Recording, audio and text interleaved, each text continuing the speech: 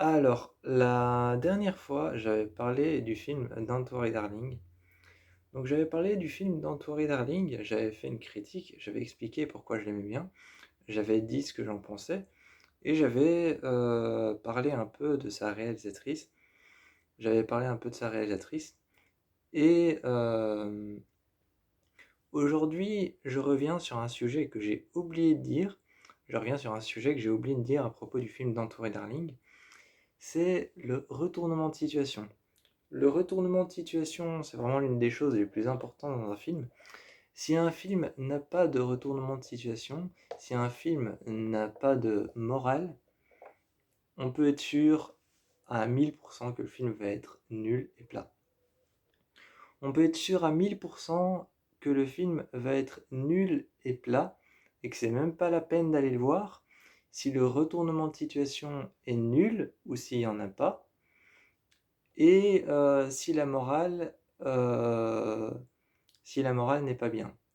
Là, on peut être sûr que le film va être complètement nul.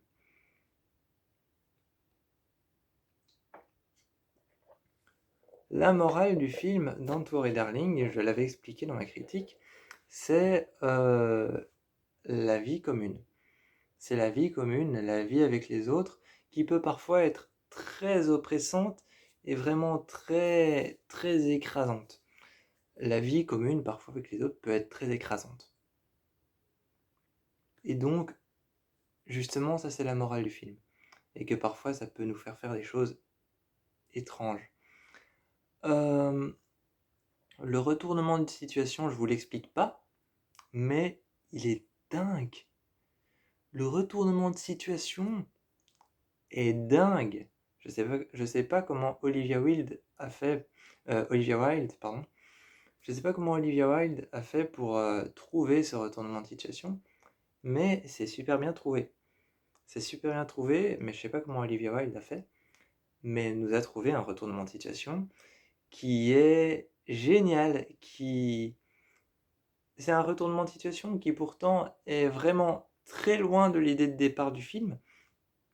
C'est-à-dire que le retournement de situation est très loin de l'idée de départ du film et pourtant tient très bien avec l'idée du film, avec le genre du film, autant esthétique que le genre du film par rapport à l'histoire, autant esthétique que par rapport à l'histoire, vraiment ça tient avec le film.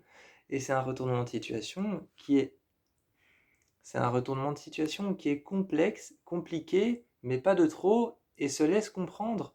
Il est facile, il glisse très bien avec l'histoire, et il match avec tout le film.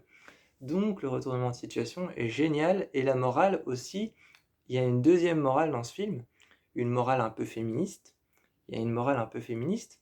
Cette morale, c'est justement la morale des hommes qui sont plus forts, qui sont Donc, cette morale, c'est un peu la morale des hommes qui partent travailler et qui, quand ils reviennent travailler, il faut que les femmes soient au fourneau et soient là pour les aider.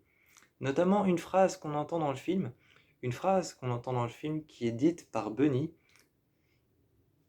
Et cette phrase dit, t'as Bunny qui voit son mari travailler et tous les autres, tous les autres hommes partent travailler. Et t'as Bunny qui dit à son mari, en lui faisant un signe d'au revoir, elle lui dit rends-nous fiers. Donc elle lui dit rends-nous fiers, justement, ce qui veut dire rends-moi fier de toi.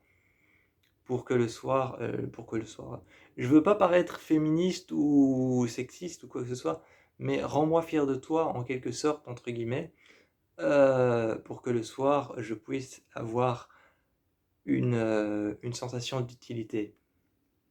Voilà, moi c'est comme ça que je perçois les choses. Sans paraître féministe ou sans paraître méchant envers les femmes, je respecte totalement les femmes sont des êtres magnifiques. C'est pas du sarcasme, hein, c'est vraiment ce que je... Vraiment, Vraiment... Donc voilà, c'est un peu ça. C'est un peu ça l'idée du film, c'est un peu ça la deuxième morale, mais la première morale, c'est quand même... La morale principale, c'est quand même la vie en communauté, mais la deuxième morale, c'est un peu les femmes et les hommes. Donc voilà, c'est tout ce que j'avais à dire par rapport à ça. c'est qu'il y a deux morales. Il y en a une plus importante que l'autre, mais il y en a quand même deux. La deuxième est un peu... La deuxième est un peu difficile à expliquer et un peu... En fait, elle est un peu... La deuxième morale envers les hommes et les femmes est un peu difficile à expliquer sans essayer de contredire la vie de beaucoup de personnes ou essayer de, de ne pas blesser les hommes ou les femmes. C'est un peu difficile à expliquer dans ce sens-là, sans contredire la vie de certaines personnes ou essayer de blesser les hommes et les femmes. Donc voilà, je voulais juste revenir sur ça, qu'il y a deux morales en fait dans ce film et que le retournement de situation nous retourne le cerveau sans trop nous retourner le cerveau. Donc je vous encourage une deuxième fois à aller voir Don't et Darling sans hésitation. C'est vraiment un film que je vous encourage à aller voir sans hésitation et à le voir encore sans... c'est vraiment un film que vous pouvez consommer. C'est vraiment un film que vous pouvez consommer sans jamais vous arrêter. Enfin, au bout d'un moment, vous allez vous lasser, mais consommez-le vraiment sans avoir de limite. Moi, je vous fais plein de bisous et je vous encourage à aller voir ce film.